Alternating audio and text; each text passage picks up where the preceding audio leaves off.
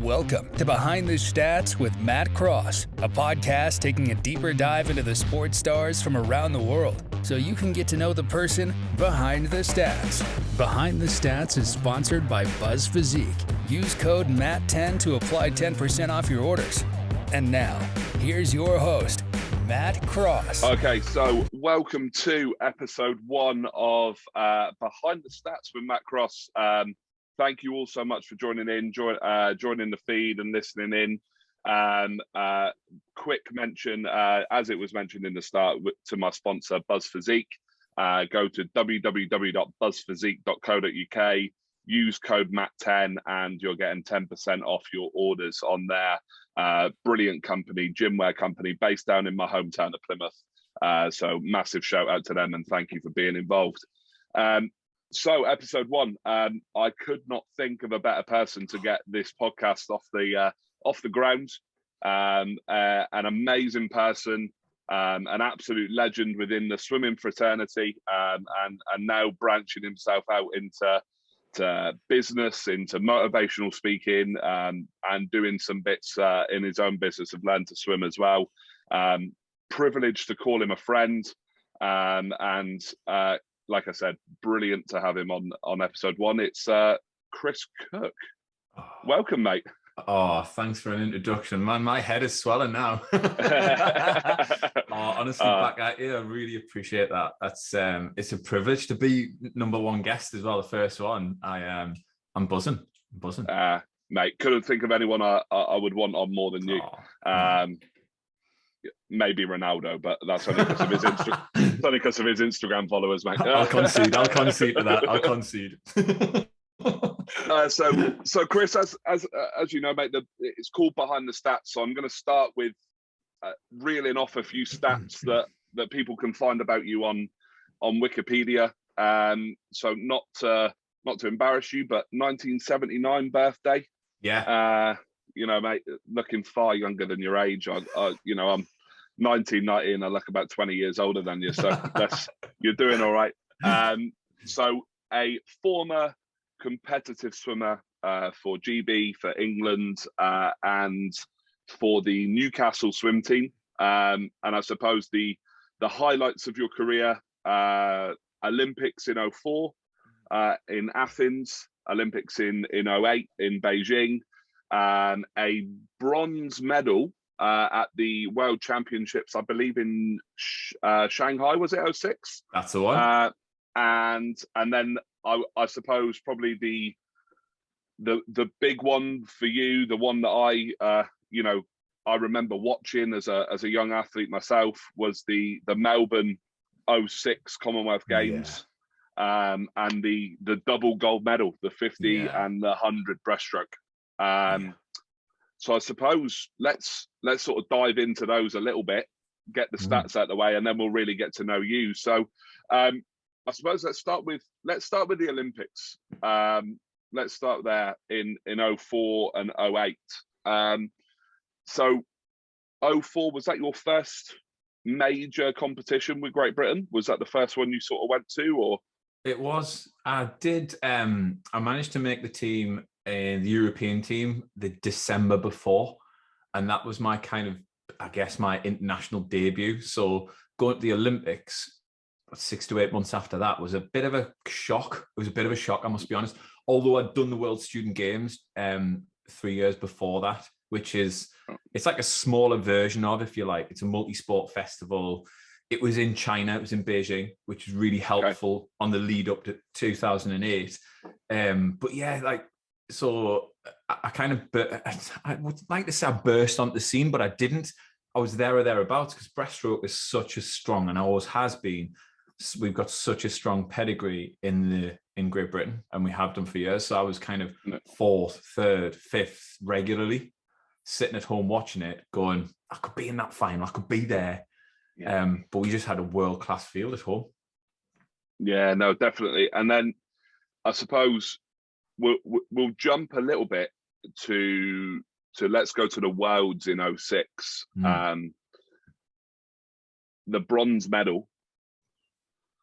How did you feel? How was your build up to that? What was the what did you take from '04 to really allow you to go to the Worlds and achieve that amazing result? So in 2006, I I'd come off the back of in 2005 I'd made the World Champs final, finished 4th in the 50 breast and 5th in the 100 breast, and my coach at the time, Ian Oliver, or we nicknamed him Jock. He was called Jock. He sat me down and he said, "Listen, I know you gutted with coming 4th and 5th." He said, "But I need to let you know that was the fastest men's 100 meters breaststroke in world swimming history to date, and the top 6 in there would have been fighting for a medal at any other games or any other meet previous to that." And I thought, wow. Sometimes you come out of a race or you come out of whatever it is that you do in your day, and you just analyze it as a whole thing. And my coach, Jock, he was just so good at breaking things down and going, well, your start might not have been great, but let's not throw everything out with that. There was other great stuff to build on. He was great at breaking it down. So going into the 2006 Commonwealth Games, where I took 2 gold medals, I then went straight on to Shanghai on the way home. So the World Champs was 6 weeks after the Commonwealth Games on the way home in Shanghai. And I didn't actually make the final of the 100 breast. I got through the heats into the semi, and then I had to do a swim off to get into the final for the 50 breast. So I had this swim off with Alexander Dallon, who went on to win a medal at the Olympics and sadly passed away not long after it with a heart problem in, I think it was Flagstaff, I'm sure it was, in a training camp. Great lad, great lad. And I had a swim off against him, and I'd never lost a swim off in my life. And I was like, I'm not losing this one. So I'm getting in the final. So I knew I had my place before I'd gone there. And I weirdly, I was sat in the call room with Alexander, and I said, I'm not being funny, but I've never lost a swim off. He went, oh, don't tell me that. And I knew I had him there. And I was like, I got you, pal. We were good mates. Anyway, got into the final, and I was in lane 8, as you know. And I remember going into the 50 breast, just thinking, do you know what? It's a splash and dash. There's waves everywhere as soon as you hit the water and turn, especially on the second length. And I thought, I'm not going to get those waves. I'm in the outside lane. And I just went for it. And yeah, that's where I got that bronze medal. It was a cheeky bronze, if you like, from a swim off of all things. Just goes to show, doesn't it? You've got a lane, you've got a chance, as the old adage goes. I love it. It's my favorite phrase. Favorite. Brilliant, mate. And then you touched on Ian there. We'll touch on the commies in a minute, but you touched on Ian there. What was it about Ian that sort of drew you, obviously from South Shields going to Newcastle to swim under him? What was it that drew you to want to swim for Ian? Oh man, where do I start? So many things. I love that guy to pieces. I've spent so much time with him. Obviously, I'd come from South Tyneside, where my coach, who was a great mentor as well, a guy called Ken Nesworthy. He's a fantastic coach still up in Sunderland. And he sat me down one day and he just said, listen, we've taken you as far as we can get you. I believe I can take you further. But with the facilities, with the access to the facilities, we just don't have it here. You've got this special something that I've seen for years. It's time to move on. And it takes a big person to do that. Yeah. And I look back now, I'm what, 43 now, and I look back and I think, God, if I'd have taken a young swimmer that far, it must have been really hard for him. And he sat me down, and there wasn't one whiff of you're staying. He was basically saying, you need to go now, because if you don't, you're going to miss the boat, you're going to miss the chance. I was 18, I just turned 18. And the obvious choice in the Northeast was Newcastle, empire of a club, massive club. When you walked in the doors of the city pool in Newcastle, Ian Oliver had put all these flags all the way around the building. So when you walked in, these flags were quite significant. There were flags of countries all around the world. And what he did was, if you represented Great Britain in, let's just say, Italy or Canada, you take down the Canadian flag and the Italian flag, and he'd stitch your name into it. He put it back up there, and you were there with some of the greats that had swum at Newcastle. But the 2 flags were right at the far end, at the deep end of the pool, was the Commonwealth Games flag and the Olympic flag. And imagine walking into training every day and just seeing names. You just knew you were part of something. And sometimes, I think you need to be reminded of how great you are, but how powerful it is to be part of something that's gone before you. We've just come out the back end of the Jubilee celebrations, and I it was a reminder after COVID and after everything we've been through, there's so much still to be really proud of. You know, sometimes you look at the stuff that's wrong, but actually there's loads of stuff that's right. And, you know, he was just a passionate guy, Jock. He was just passionate. He was there every day, way before anyone else. He was just consistent. He just believed in consistent blocks of excellence every day, just turning up and just delivering. What have you got in the tank today? Just gives it. But he was a real empath and really kind of, he just nurtured us, and he learned what I needed. And by the time I started to come through, he had obviously Sue Rolfe, who was fantastic, Sam Foggo. He had a raft of athletes when you look back. But by the time he got me, I was a male breaststroke specialist sprinter. He'd not really had that before. So we were kind of learning bits together. He made me want to turn up and race and give me best. And there was something I couldn't put my finger on about that kind of partnership that was just so powerful. Yeah, brilliant. I remember meeting him a couple of times at national championships and British champs, and you know the stories he could tell, and just the way he spoke was just, you wanted to listen. Absolutely. He could be telling you about the bacon sandwich he'd had for breakfast, and you'd want to know about it. You'd just want to listen. He did. He had that way about him. It's interesting. Yeah. I caught up with him not so long ago, a couple of months ago. Obviously, he's a lot older, and he's had a few health problems recently, and his banter and his crack was still there. He was reeling off stats from like 2001. I was like, where are you getting this from? How do you remember that? Like, I don't remember that. And they were my stats. Yeah. Like, I remember the semi-final when you were disappointed. I was thinking, oh yeah, I was. I've erased that from your memory.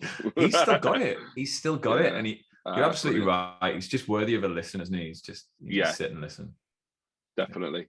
And would you say, obviously, you know, now retired, would you say that relationship has obviously become a bit more of a friendship? And did that change while you were still an athlete? Did it become more friendship based as you were a bit of an older athlete, or has that only happened since you stepped away from the pool? A bit of both, really. I mean, I've never really lost contact. I've always had that contact. I went through a really, really tricky patch personally when I left swimming. Wasn't prepared for it. Didn't know what I was going through.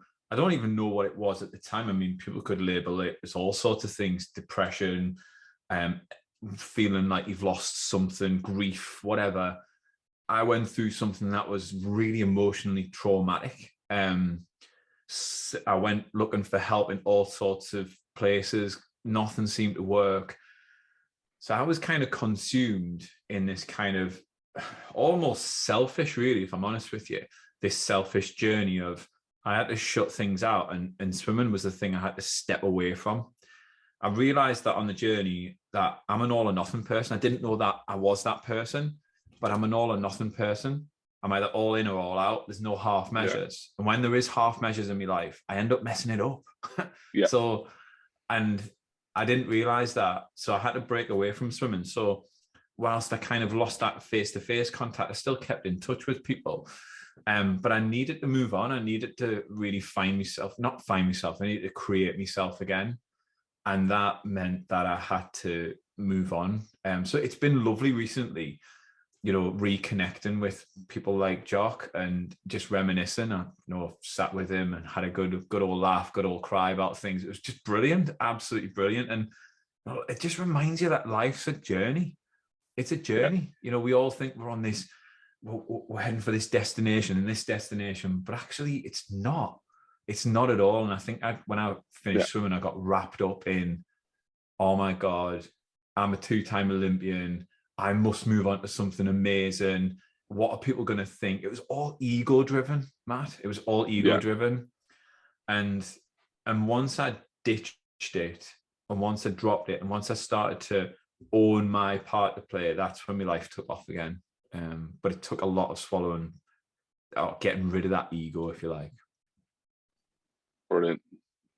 Now talking of ego, let's hit the stats behind. Like I've said, probably, I don't know if you consider it, but definitely what I remember of you vehemently as a swimmer when I was growing up. The 06 Melbourne Commonwealth Games. So, you've got the 100 breast was your first race of the week. It was. You have James Gibson. Mm. You've got Darren Mew in the final with you. You've just smashed the games record in the semi-final to go in as fastest qualifier. Yeah. Talk me through the final, mate. Talk me through what the feeling during it, the feeling after it, like what. Just describe it to me. So it was. You are right. It was definitely a moment. In fact, the game's title was A Moment in Time, weirdly enough. And on the lead up, this was a very different year. I've just come off the back of 2004, where I went to the games for the 200 breaststroke. I wasn't a 200 breaststroke specialist. But having said that, I was in the top 10 in the world for a bit, but I just knew I'd reached my pinnacle in the 200. It just wasn't my forte. Obviously, I'd doubled up the training, I'd doubled up everything and gone for it. So you can imagine the year and a half after that massive volume of training, I still had that under the belt. So we were riding off the crest of the wave of all that work. It was there tucked away. So now I was just adding speed, getting race preparation in, all that sort of stuff. So 2005, 2006 were just heyday years. They were just like, I was just on it. And I went to the Commonwealth Games with a couple of niggles, a couple of injuries, but nothing major to write home about. But I asked myself a handful of questions. And the first one was, and it was a bit different this year and a half leading up. The first one was, is this going to help me swim 2 lengths faster? That was my main one. So we had this 2 length slogan within the team. The physio would ask, I'd ask the physio, I'd ask the weights coach, is what I'm doing now, is bench press going to help me swim 2 lengths faster?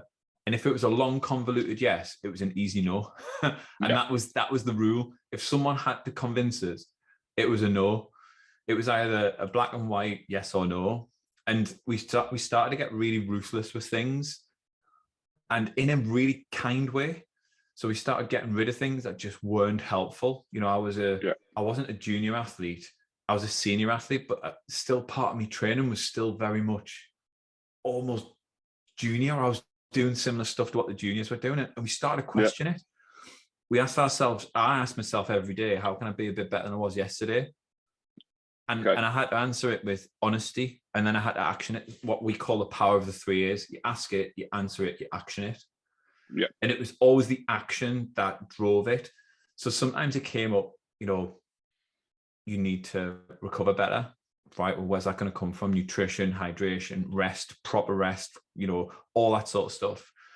So by the time I'd come around to the Commonwealth Games, I was on a high, I was flying, but you still got to get it over the line. I went through the heats into the semi-final, and in the semi-final, I said to my coach, I said to Jock, I said, listen, I'm just going to pedal this one out. I'm going to finish in around about 3rd or 4th. I'm going to place myself in this lane. And he just went, no, just go for it. And I was like, no, I want to. He went, no tactics like that. He said, you just hit the water and practice what you're going to do in the final. And I banged out the easiest 100 breast I've ever done in my life in a 60 point. In fact, it's the one time that I wish the last 15 meters I kind of eased back because I knew I was kind of leading. I wanted to save something for the final. And it's one little regret. I don't have many, but one little regret in that semi-final that I didn't just press on with that last 15, because I reckon I could have gone well under the 60 mark. Yeah. So got out of there, went into the final in number 1 position, and sitting in number 1 position overnight is not to be underestimated. Like, it's not for the faint-hearted. If anything goes wrong between then and the next day, it's usually mental, unless you break your leg or your wrist or whatever. Yeah. And nobody wants to show that, because there's a real weakness in that amongst your competitors. Yeah. So there was kind of a lot to lose, but that's where the best comes out of me. I don't like it, but that's where I got my best out. And obviously standing next to Brenton Rickard, who's second hot favourite. He was an Aussie swimmer, swimming in Australia, Melbourne crowd, partisan as anything. Boom, the roof comes off when he waves to the audience. And you could only really hear my mum and dad shouting for me and my wife in the cheap seats right at the top. But you know, I went into that race, and I'll never forget like standing on the blocks. And when I was a kid, my granddad said to us, he said, you know, there's those moments in life when your heart starts pounding, your hands start sweating, and your head starts doubting. Do you know those moments? And I said, yeah, I do, yeah. And he said, they're the moments you just have to step forward. And I remember getting behind the blocks, and that feeling came over us, and those words just hit us. It's time to step forward, and literally put one foot forward, ready for the track start, and bang, the rest was history. And it wasn't a great race in terms of my performance, but it was the outcome we were after, and that was it. Yeah. And weirdly, when I turned at the wall, as I pushed off, I kind of knew I had it, which was weird. And there's no disrespect to the other competitors. I was just unshakable. That year I was unshakable. Yeah. Oh man, brilliant. And then you have to almost live with that elation, but then bring yourself down enough to be able to go and do something in the 50 as well, which I believe the 50 was on day 4, the final was day 5. So you've got this unbelievable high, and then you've got to level yourself out again. How did Ian help you with that? How did the team around you, how did that go to bring yourself back? Well, there's twofold. One, you've got to manage your emotions in that moment, because that's the bit that can zap your energy. So you're in control, that nobody else is. You've got to manage your energy and manage your emotions. But 2, the second part is the most important part. You've got to build a process that you believe in and you trust. So straight away, swimming down, you know, it sounds ridiculously boring, but hydration, nutrition, rest, you know, all those things they're almost like a drop-down tick list that you go through, that you physically do to keep yourself there. The emotional side of things, all I wanted to do was be back there. Winning is an addiction. There's no getting around it. Winning's an addiction. And when I come to the final, I remember sitting in the stands with my wife the night before, and she said, "Oh, what are you going to do for the semi-final?" I said, "I'm going to win the 50. She went, "Oh, whoa, back up. And I went, "No, Erica, I'm going to win the 50. She went, "Oh, what makes you say that?" I said, "I'm just going to place myself in lane 7. And I did. I placed myself in lane 7. And I just knew going up that race, I'd won the 100. There was nothing to lose, everything to gain. And again, there was no disrespect to me competitors, but I just felt that unshakableness about us. And I had that blueprint. And you know, when you find your groove, when you find the thing, or you create the thing, I prefer to say, that helps you perform at your best. Once you find that blueprint, it's just a question of like refining it and defining it. That's it. And it almost becomes simple. A human being's trying to complicate everything we do. We try to complicate everything, but actually simple works perfectly well. And, you know, it sounds a bit old fashioned, but hard work still works. There's a generation of people looking for the easy route now. And it makes me laugh, because the competition's getting easier. For me, it's getting easier, because people are just looking for the easy route out, where I'm like, I can roll my sleeves up. There's another level for me. There's another gear. Another gear. And so went in and I won that 50. Now, the bit that really got us about the Commonwealths, and I love it, I love that meet. Last night was the men's 4x100 medley relay, and we finished second, and we got handed our arses by the Aussies.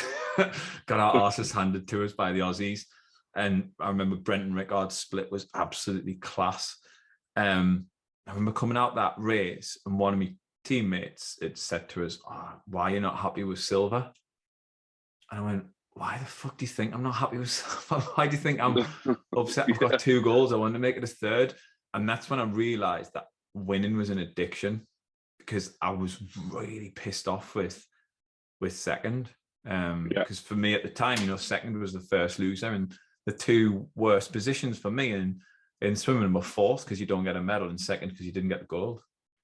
And it is. And you know, when I look back and I think, you can handle a bronze because 2 people are better than you.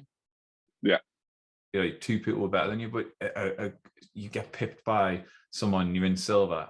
It's fucking painful, man. It's painful. Definitely. So, mate, let's sort of divulge away now from the stats. We've been through how, you know, excellent you were as a swimmer, and you know, an absolute stand-up professional in that regards. If I take that now and look at what you're doing now with your life, if you know, I know you've got the swim school, you've got swim buddies up and running. You're doing your 2 lengths motivational speaking. What's life like for Chris Cook now? How are we excelling in life nowadays? Oh, crikey. Yeah. You know, when I do sit down and I think about what ventures I've got going on, I think, wow, like there's so much happening. You know, I'm a dad now, I'm obviously a husband, and I'm multiple business owner. You know, I've got my own speaking business, and that's taken off at places around the world now. I only started sharing my 2 length story as a little bit of something to do. Honestly, mate, I did not know where to go with my life. I did not know what to do. And I was worried, I was petrified, I was frightened. And once I started sharing things with honesty and openness, all of a sudden things just started opening up, and people were like stepping forward going, this is really good. There's something in this. Can you come and do this for my staff and my team? And I've then started coaching, business coaching, one-to-one, small group work, large organizations. And, you know, owning my own swim school, we've got over 1,000 children in the academy now, and it's really taken off. And, you know, it's not easy. Massive. It is, and it's. I think the thing that I needed to learn. I'm a massive believer that we've got things to learn, and there's a premise to them. So I'll give you an example. You know, swimming was a bit of a personal journey for me, a bit of a selfish one. If I'm honest, you know, it was me. I just had to manage myself. Fairly simple to do, not difficult. And you know, other people who come and go in your life, it's just about managing those relationships. I find that fairly straightforward and easy to do. When I retired from swimming, the bit that I found really tricky was all of a sudden I was now delivering a service to people who, for example, if someone's not particularly happy with something in the business, I'll be the one who has to deal with it. And I realized that actually there was a massive weakness in me, that emotional resilience was missing. So that's been my mission, is to acknowledge what's the personal lesson I'm here to learn in business. Well, a huge part of it is learning to deal with when people are disappointed in you. That's okay. You know, nobody's died here. Get it in perspective. And so, taking a lot of the lessons from sport into business has been a massive leg up, huge leg up. But also just staying in tune and listening to what is the challenge right now for you has been like life-changing. It's been life-changing. And, you know, to look at what I've kind of developed over the last 10 years, me and my wife together, I feel really proud of it. And I'm going to be really honest with you, this is probably the happiest I've ever been. Just purely and simply because I feel as though I listen to what I desire now, and I really don't care what other people think. And if you'd have known me really closely back in 2001, 2, 3, 4, 5, 6, I used to care what people thought. I was a bit of a people pleaser, where now I'm just like, it doesn't matter what title you've got. I'm not really worried if you don't really like me vibe. I'm cool with that.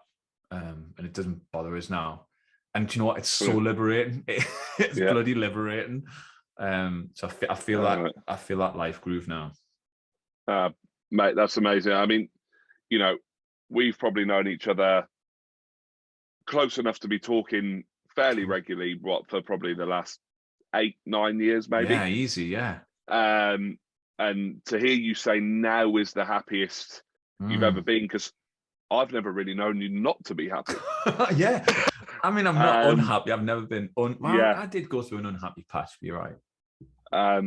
But no, that's amazing to hear. And I suppose not only the business side of things, everything's going well that way. Let's delve in a little bit more on probably your 3 biggest reasons to be happy.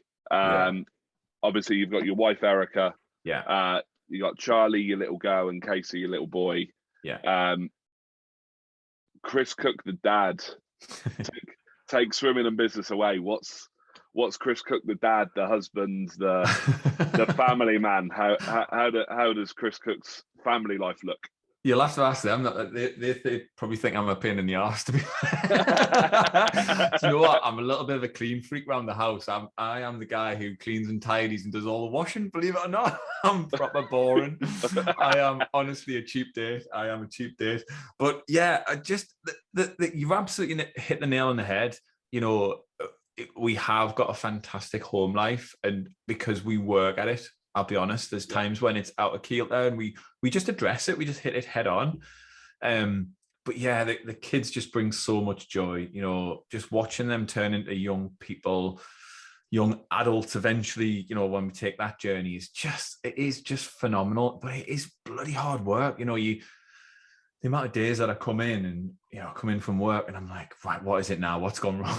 You know, something's gone off, something's kicking off. And I'm like, oh my God, here we go. Got to sort it out. But it's never anything that we can't sort out. I believe you get sent things that you're ready for. You might not want, you might not want them, but I do believe in that non-physical thing in life. You know, I don't know what does bond us all as human beings, but if there's anything that the last 2 or 3 years has taught me is that we are connected by something that we can't see. And that's not a virus. You know, it's not a dig at the virus.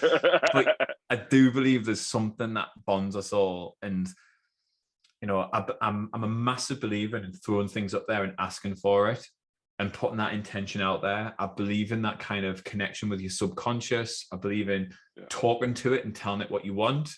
Whether there's some sort of mystical force beyond that, I don't know. I don't profess to know, but I do love tapping into it. And when it comes to family, you know, that was my intention, to have a family that is respectful, that goes out in the world and does good stuff. And that's the bit I'm proper proud of. That's a bit I love. I love it when people say, oh, your son's dead polite, so please. I'm like, yes, get in.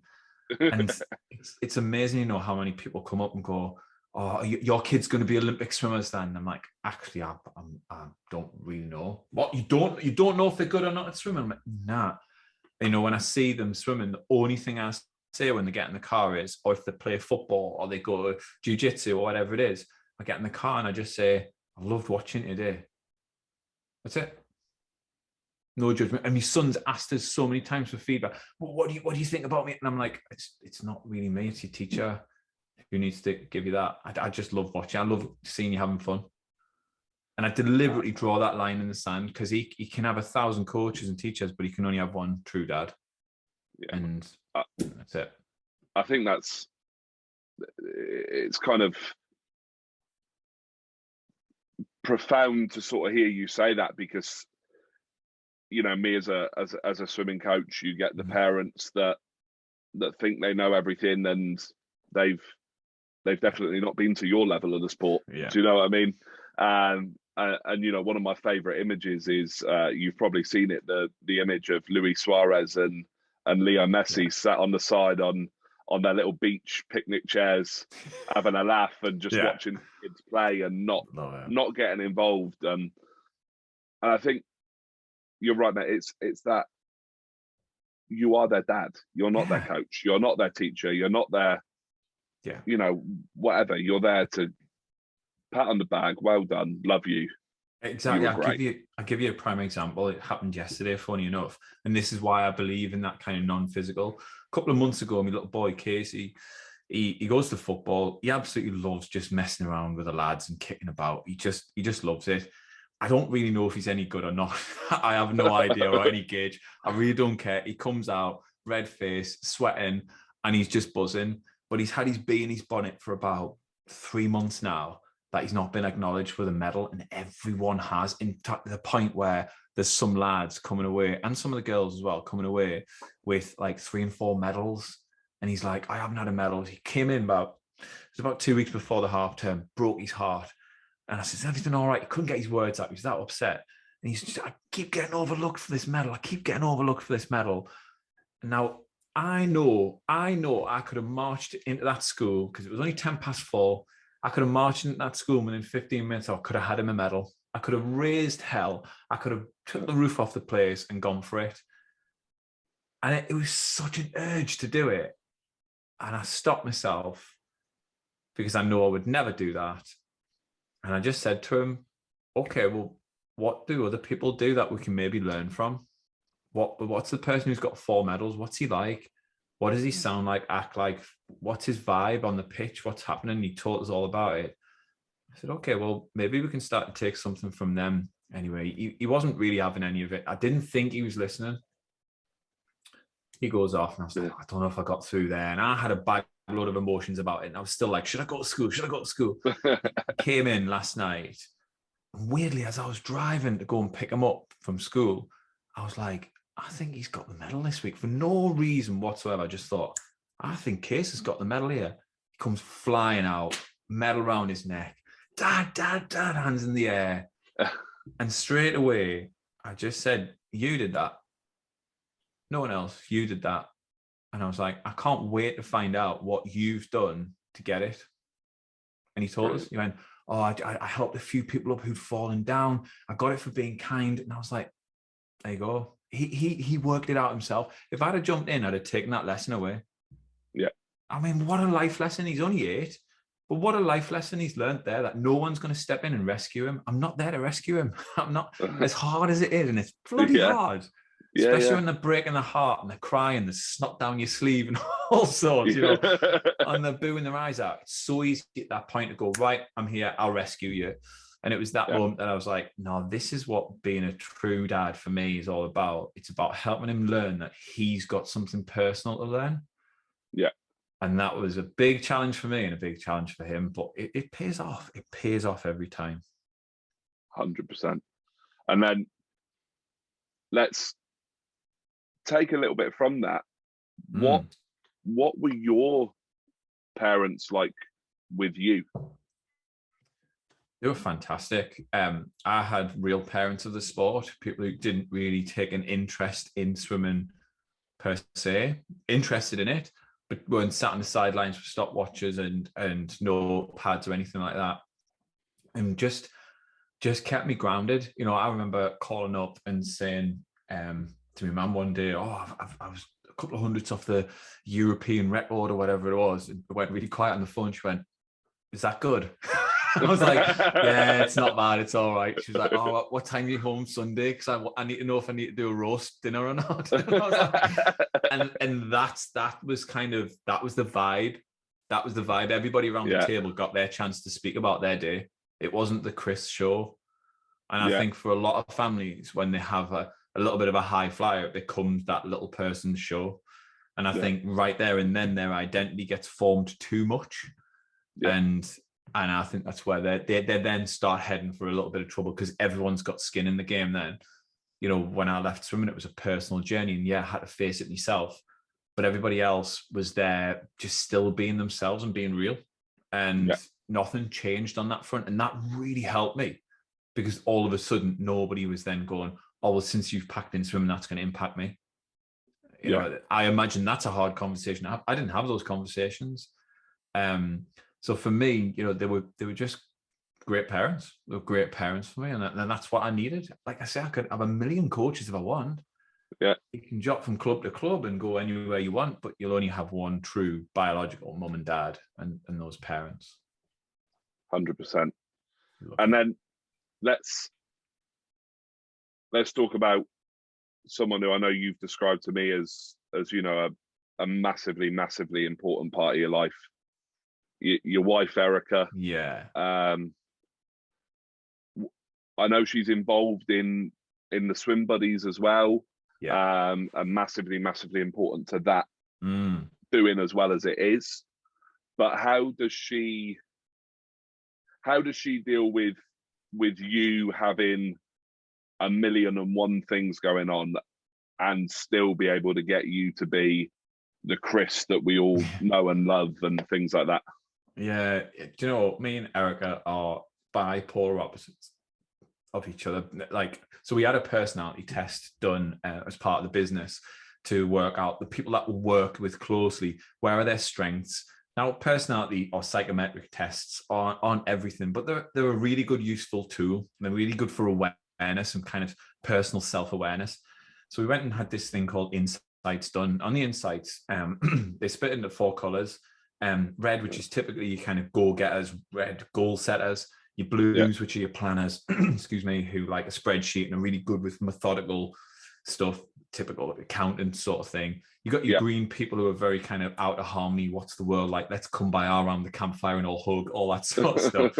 And then you got your yellow kind of creative people.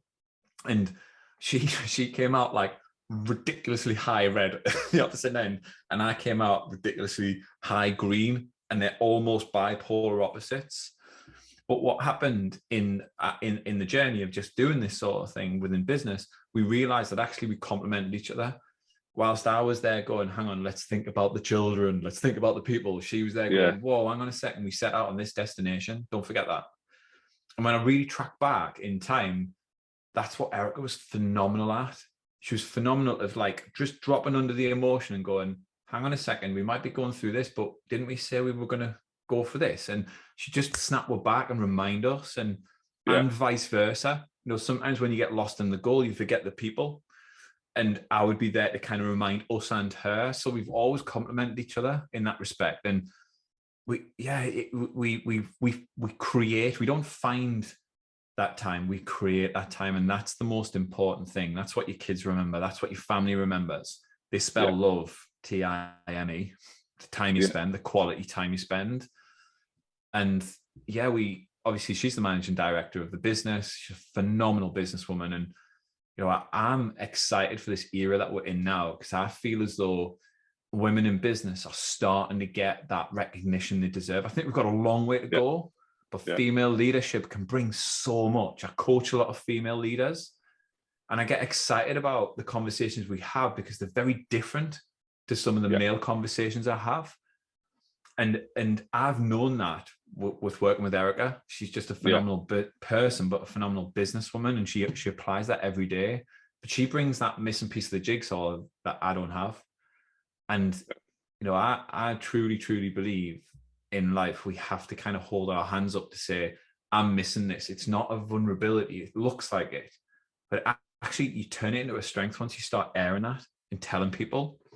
And that's where we've been really good as a couple, because we've been so open and honest about the bits that we're missing and the bits that we complement each other with. But I'm not going to lie to you, Matt, there's been times when working together, living together, married together, it's hard. You got to know the separation. And our separation is trash TV. we watch shit TV, like, you know, Made in Chelsea, all that sort of stuff, like cringe stuff. But for me and her, we just love it. It just takes us away. It takes Love Island or right into it. So bad, isn't it? I've gone down, haven't I? I've gone down in this. I had so much respect for you at the start of this conversation. You're taking it back right now, aren't you? Yeah. Class. Oh, mate, I don't know. I think you're right though, mate. Like, it sounds like not only do you business-wise complement each other, but also if it works in business, it works at home, right? You complement each other. Your styles of raising the kids, I'm sure, complement each other, and you know, your sort of morals and beliefs go into each other, and those that you're installing into Charlie and Casey, they get a bit of both from both of you. So agreed. And we have a similar sort of vision on life and how life works. We go at it very differently, very, very different. But we always end up with a similar sort of outcome. But our belief underlying in that is we have to believe in the things we can't see. Because if you believe in the things you can only see, you end up limiting yourself. And we both truly at the core of us believe that, you know, if there's a desire to move in a direction, even though we've got no experience, we will make that start. We'll step out of our comfort zone and make that start, even though we haven't seen the results, because we believe in the power of following intuition.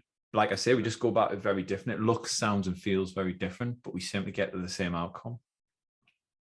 Amazing. Question that I've wanted to ask you for a little while that I haven't. Ooh. Right. So obviously a lot of your former teammates in swimming, if you look at Mel Marshall, you look at James Gibson, you look at people of that ilk that have gone on and done exceptional things as high level swimming coaches.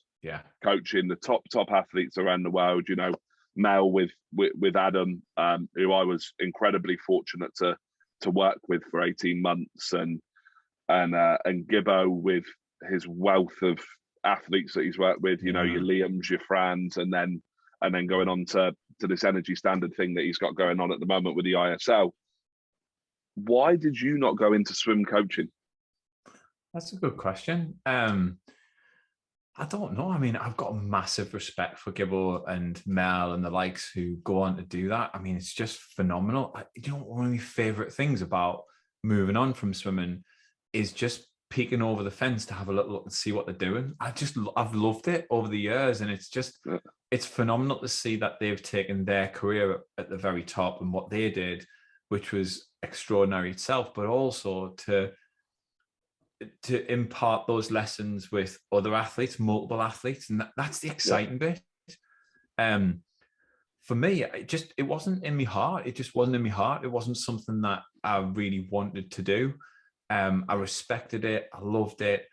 I'm going to be really honest and say a huge part of that was I didn't see anybody in the coaching world who I felt had the lifestyle outside of swimming that matched what I wanted.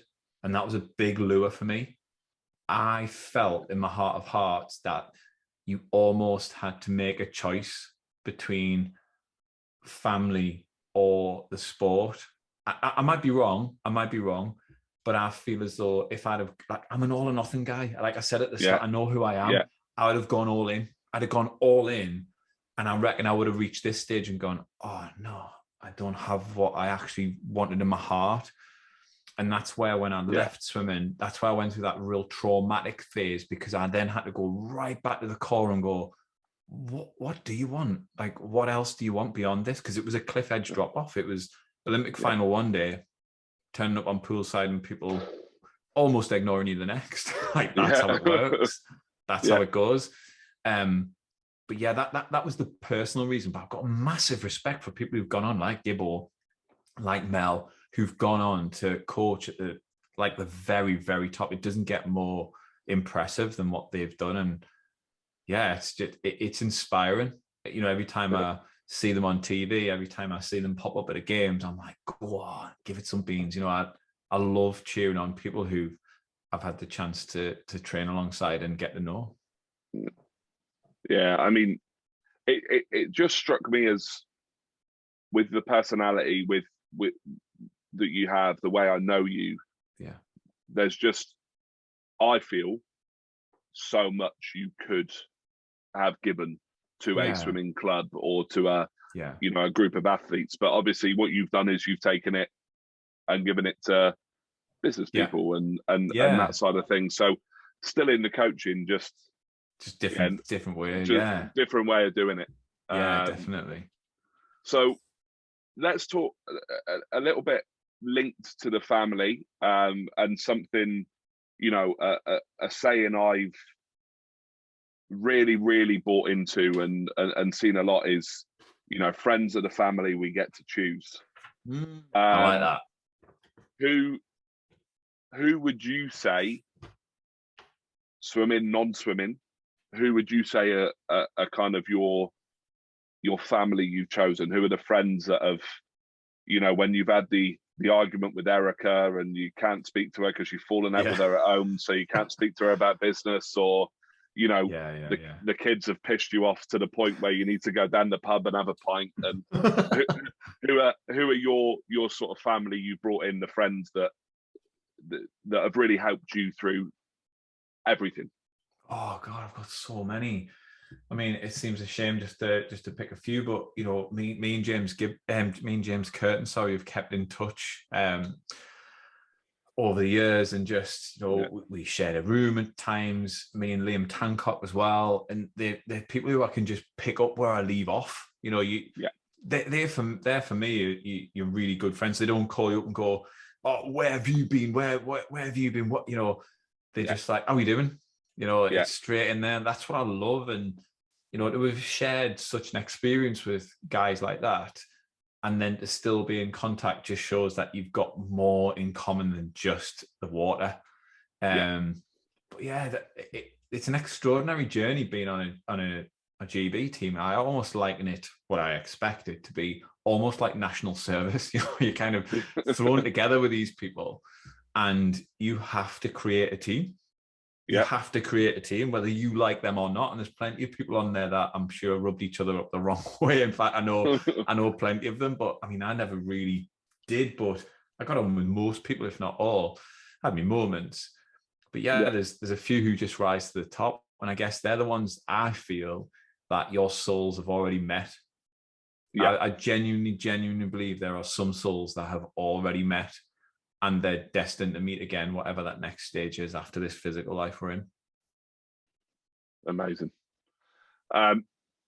So, Matt, I gave you a little bit of a heads up on this one. And by a little bit, I mean 24 hours. Because my organisation skills are not the best. I think you've been all right, actually. That's where my definite letdowns are. So, music for me is a massive thing. All right, massive thing. Whether I'm in the best mood I've ever been in, or whether I'm, going through an emotional state, or whatever it is going on, there's always a song I can sort of relate to something that'll either bring my mood up or mellow me out if I'm a little bit too excited or whatever. So I asked you to have a little think about 3 songs that have some form of meaning for you. What's song number 1, mate?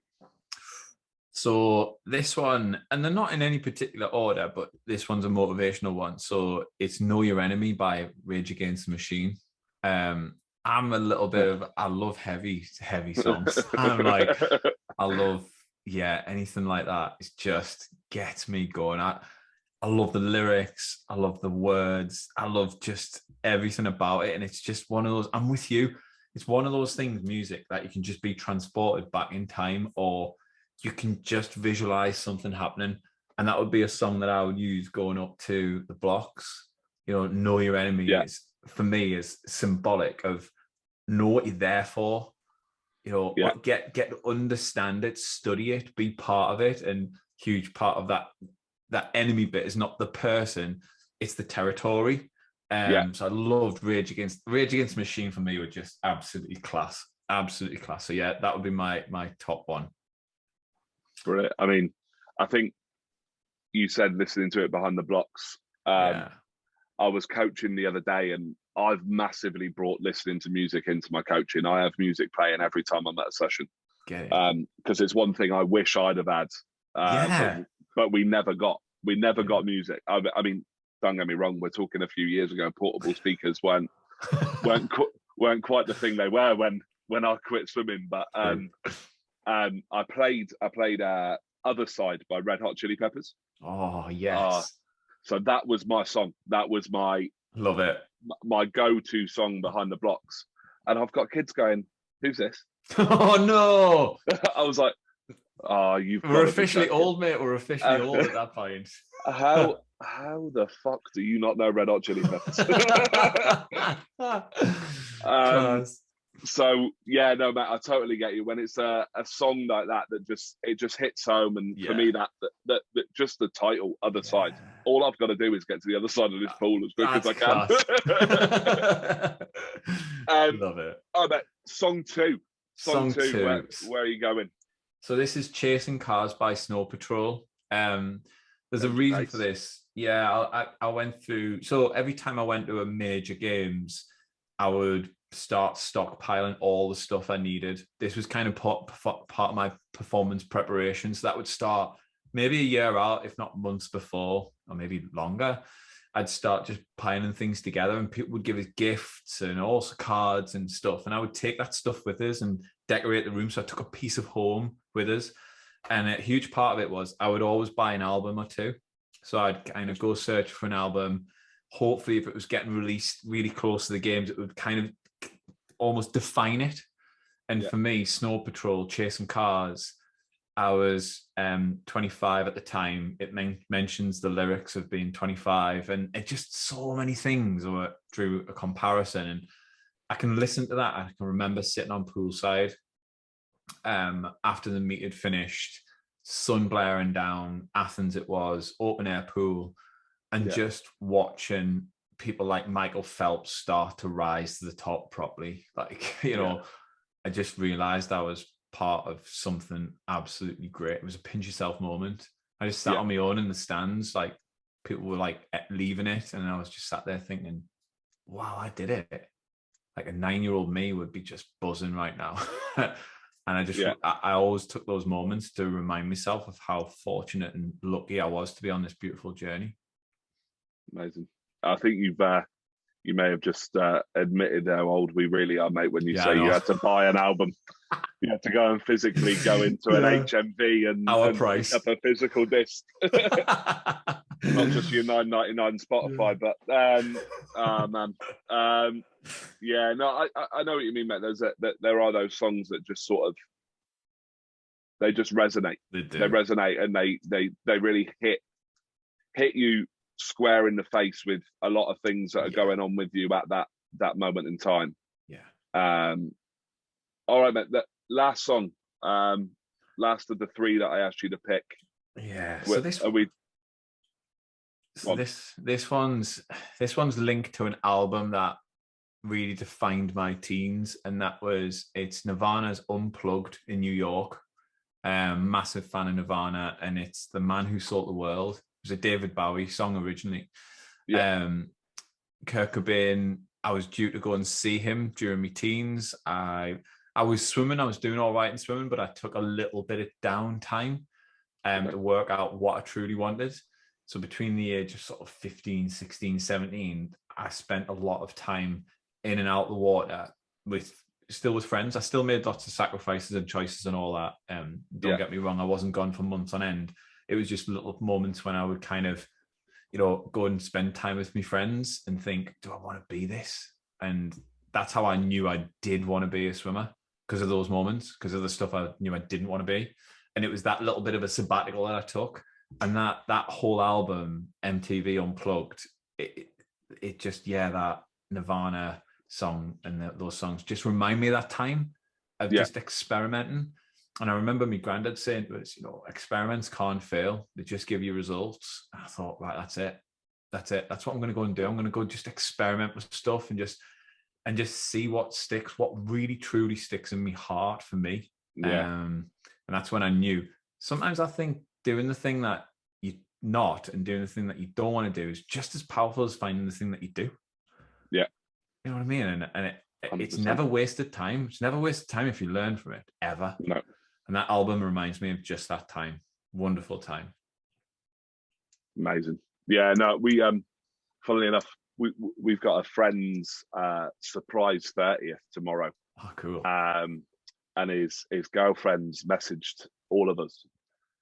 Give me a few songs, you know, like what one you really want to listen to, like things you're happy to dance to. And I don't dance unless I've had at least 4 or 5 whiskeys. But she asked for one that really a memory of your time with Tom, and the one, like you said then, that album sticking for you with your time with your friends and downtime. The one for me is Three Little Birds by Bob Marley. Oh, cool. Right. We had the most ridiculous drunken dance at our best mate's wedding. Brilliant. To Three Little Birds. And I clearly wasn't drunk enough because I remember it vividly like it was yesterday. But we just tore the dance floor up, and everyone just, you know, everyone else did the whole circle around us, and great, me and him going at it. And yeah, like you said, every time I hear that song, I do you know what I mean? I just instantly have that little grin on my face. That's what it's about. That is exactly what it's about. Love it. So Matt, I'm gonna I didn't set you up for this at all, but what's next for Chris Cook? Oh, do you know what? There is a new chapter looming. I feel it. I don't know what it is yet. I genuinely don't know what it is yet. I'm really, really enjoying where I am now, and I'm just spending some time just kind of assessing that and enjoying it. and enjoying the fruits that are coming now, because there is a lot of benefits happening now that we didn't have before. You know, the kids getting older, it's just opening up life a little bit more to go and do extra things. You know, we do have that little bit of a better financial situation, so it's allowing us to go on better holidays and all that sort of stuff. So for right here, right now, I'm kind of just spending a bit of time really enjoying the hard work. You know, I believe you just got to throw yourself in and enjoy the hard work bit, enjoying the journey. But there is a new chapter looming. I can feel it in my bones. I can feel it in my soul. And I feel it's coming close, but I genuinely don't know what that is, but I'm excited. I'm excited because I do feel like I'm in tune with that kind of, that non-physical guidance, whatever it feels. Yeah, like I was talking about before. Feels good. Good, man. Well, I'm gonna finish every podcast that I do. So you're the first one to experience this, with 3 would you rather questions. Oh, here we go. And I know you said you think you might be the pioneer of this game through GB Swimming. So I think I might be. So I'm gonna hit the master where it is. And my first one, mate. Would you rather eat savoury or sweet? Savoury, straight out savoury. I need to feel full. I'm a proper lad. I need a proper meal. Like a Sunday roast for me is like, oh, love it. The epitome. Yeah, definitely. Number 2, and I think I might know which way this one goes. Would you rather never watch a movie again or never listen to music again? Oh, never watch a movie again. Yeah. Music just takes you somewhere else. A movie's a little bit of escapism. Do you know what I mean? Where music is like, I couldn't imagine a life without music. It blows my mind that some people in the world have never heard music. Obviously, no, mate, blows my mind. And the only film I would say that's nearly made my change my mind on that question is the new Top Gun. Is that good, mate? If you haven't seen it yet, honestly, right, I'm gonna go see it now. So we went to see it for mum and dad's anniversary, right? With me, my brother, his girlfriend, mum and dad. So we were sat in a row of 5, and my brother's turned to my mum after an emotional bit. Mum is sobbing, like she is in bits. No way. He's turned around to me to almost like say, "Haha, mum's laughing."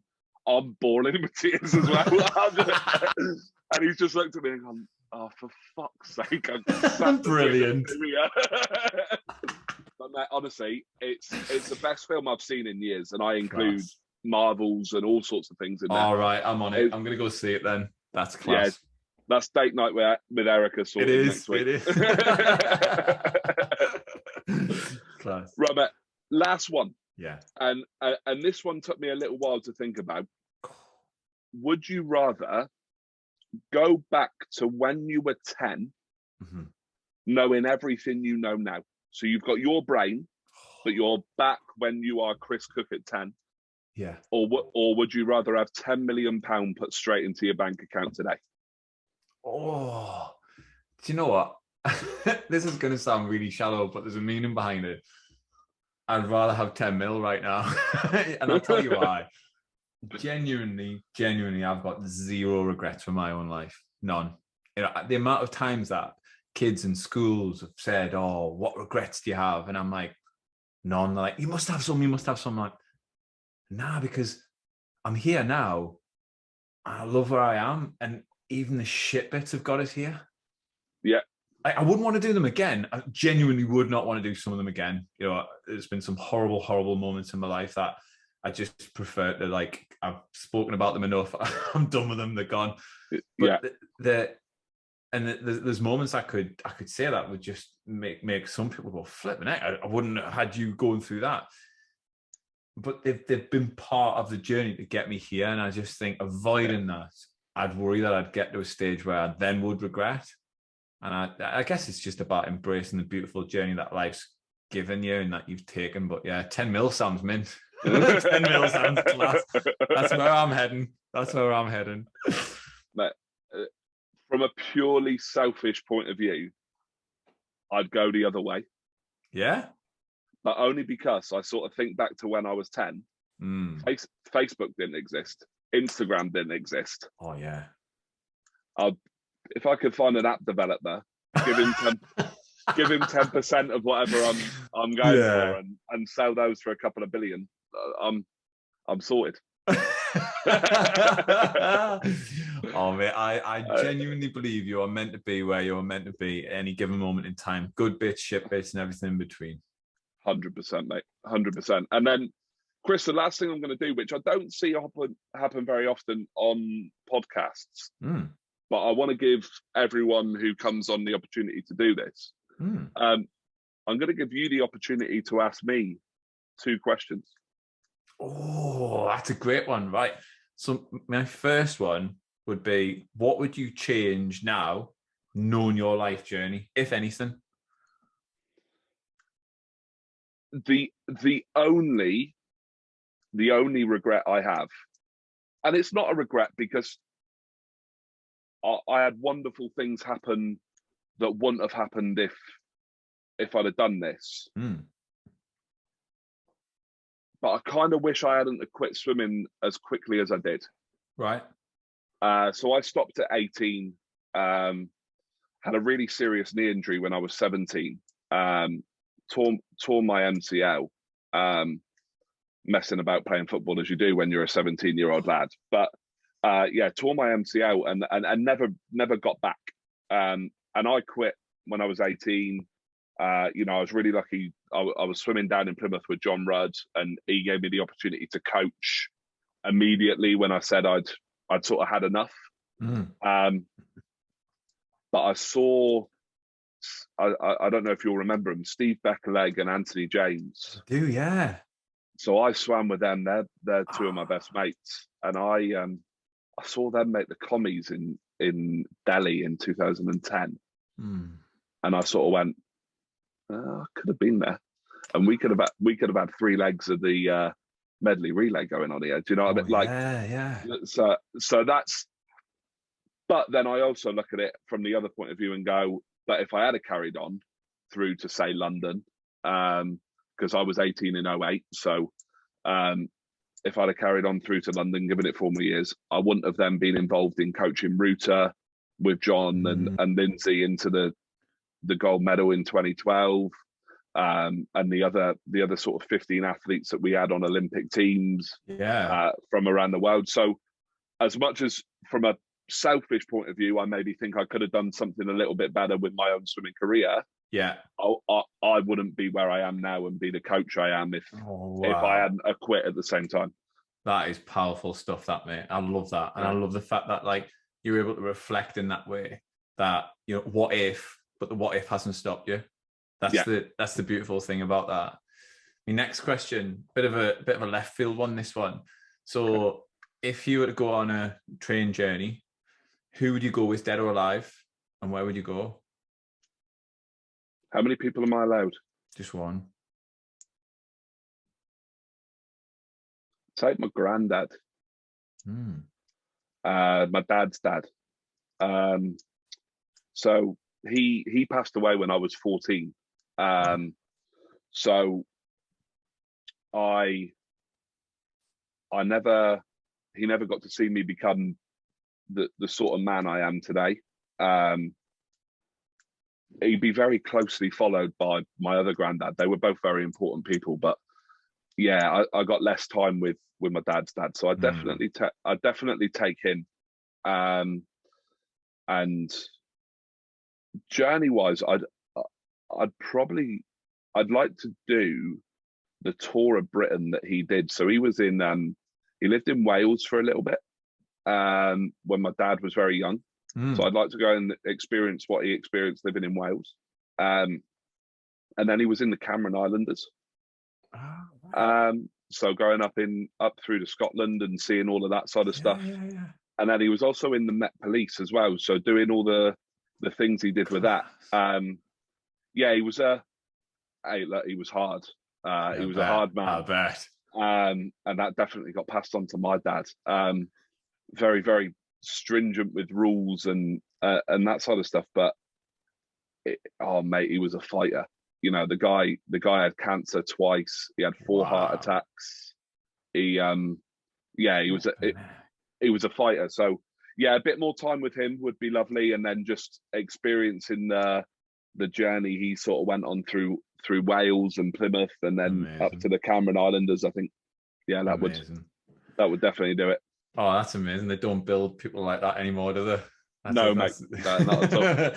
And I don't claim to be like him at all either. So, oh, he'd be very proud, mate. He'd be very proud. Oh, that's great. I love asking questions. It's great. It's a good opportunity to just kind of put the mirror back and ask it back. Yeah, no, definitely. Well, Chris, that's us, mate. Yes, I loved it. I cannot thank you enough, mate. For being the first guest, agreeing to do it. I know you're an exceptionally busy man, so to take an hour out of your time to do this is really appreciated. Pleasure. And give my love to the family. Thank you. Likewise. And good luck with everything, mate. I really, really appreciate it. And for everyone else listening, thank you very much. It's been a great pleasure to do this with Chris. Like I said, consider him an exceptionally good friend now, not just a person I know through the world of swimming. So it's been great. Really hope you enjoyed listening to it. And until next time, thank you very much. Cheers, Chris. Thank you. Thanks for listening to Behind the Stats with Matt Cross, sponsored by Buzz Physique. Go to buzzphysi.co.uk and use the code MATT10 to apply 10% off your orders.